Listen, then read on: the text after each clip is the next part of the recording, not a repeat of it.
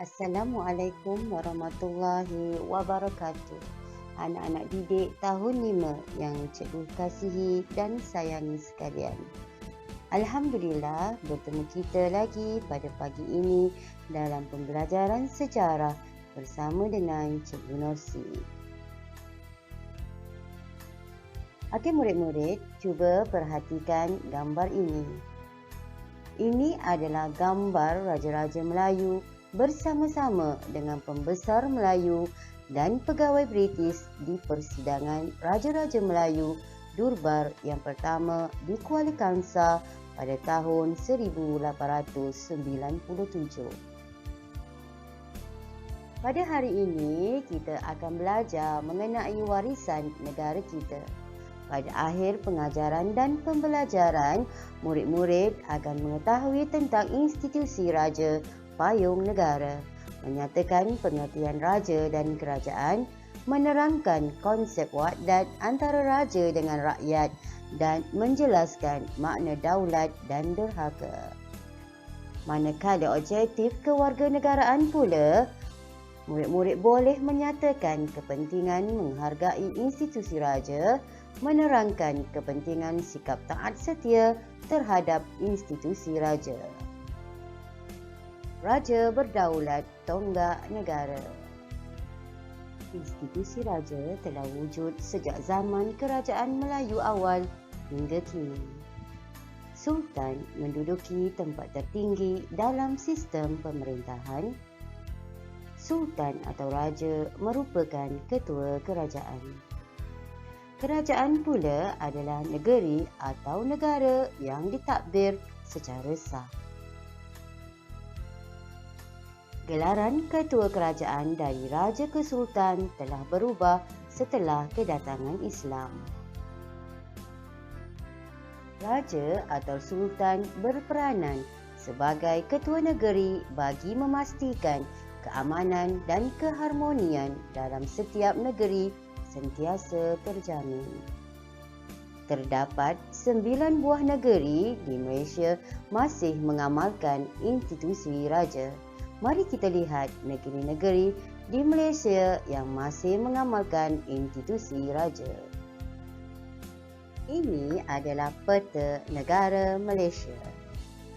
Kita akan lihat negeri-negeri yang masih mengamalkan institusi raja dan gelarannya.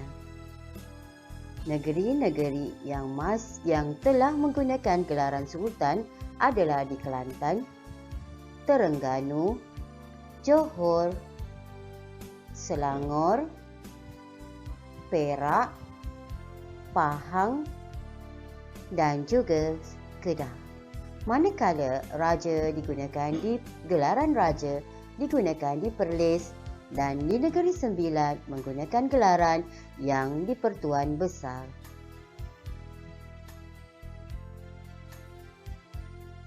Pulau Pinang, Melaka, Sarawak dan Sabah tidak mempunyai institusi raja. Yang di Pertuan Negeri dilantik sebagai ketua negeri oleh Yang di Pertuan Agong.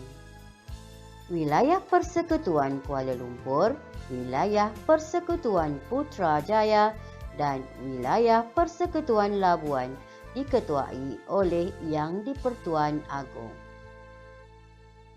Seterusnya, mari kita ketahui apakah itu maksud wahdat. Wahdat ialah perjanjian setia yang termeterai antara raja dan rakyat. Di dalam buku Sulalatus Salatin, wahdat atau perjanjian yang termeterai antara raja iaitu Sri Tribuana dengan rakyat iaitu Demang Lebar Daun menjadi asas pembentukan sikap taat setia tersebut. Rakyat berjanji untuk memberi sepenuh taat setia kepada raja manakala raja hendaklah memerintah dengan adil dan saksama. Selepas merdeka, konsep wahdat ini masih dimaktubkan dalam prinsip kedua rukun negara iaitu kesetiaan kepada raja dan negara.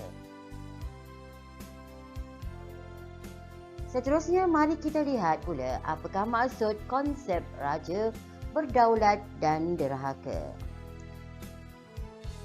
Daulat melambangkan kekuasaan raja terhadap kerajaan dan kawasan pemerintahannya.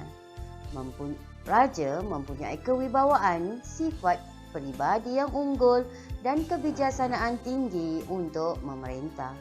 Manakala derhaka pula bermaksud keingkaran rakyat terhadap titah dan perintah raja atau sultan.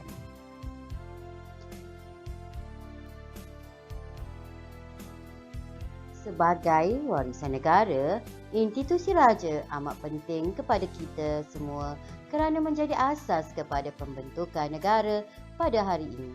Kita seharusnya menyanjungi dan menghargai institusi raja dengan sepenuh hati. Raja berdaulat memastikan keamanan dan kesejahteraan terpelihara sepanjang masa. Rakyat dapat hidup aman dan damai di bawah naungan baginda. Sehingga kita bertemu lagi di lain masa, murid-murid hendaklah membaca bagi menambah ilmu pengetahuan. Sekian dari cikgu, terima kasih dan Assalamualaikum.